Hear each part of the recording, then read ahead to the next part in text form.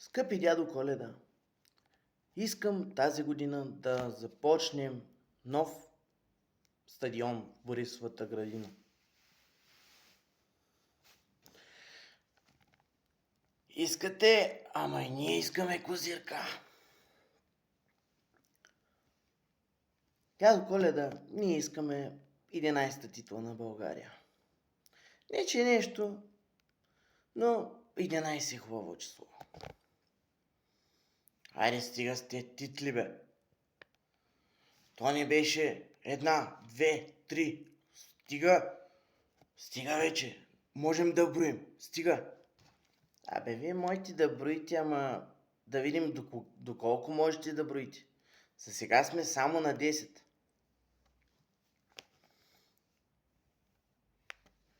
Ами, Кире, речено сторено, 11-та титла за Лудогорец. Докато аз съм президент на БФС, само титли ще имате. Само титли купи. Без нищо друго. Само купи титли. Няма. Клубовите искат промяна. Абе, каква промяна, бе, Бербо? Ти защо в Етър не си седя да учиш нападателите им там как да стават голмайстори, а тук ми подливаш ти вода? Ама аз ще оправя българския футбол. Абе, ще го оправиш българския футбол. Ти не можеш дори да танцуваш. Дори в чалготеката оня ден те видях. Не можеш, като дърво си. За БФС чалготека ли трябва? Трябва. Абе, той Бербатов не може, бе, човек. Не може. Бадвенци, ти да мълчиш, вече не си в изпълкома. Искаме още много титли. Речено сторено, бе, Кире. Няма какво да стане.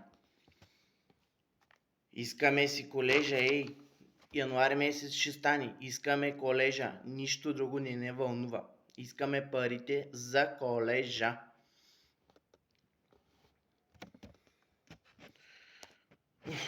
Искаме промяна в българския футбол и това е. Повече не можем да търпим. Какво е това нещо? Откакто този човек от 2005 година е начало на българския футбол. Българския футбол стана цирк. Вече децата ми вече не искат да гледат български футбол. Вече като имат двойки ги наказвам да гледат български футбол, а преди ги наказвах прави до стената. Разбирате ли до какво положение стигнахме?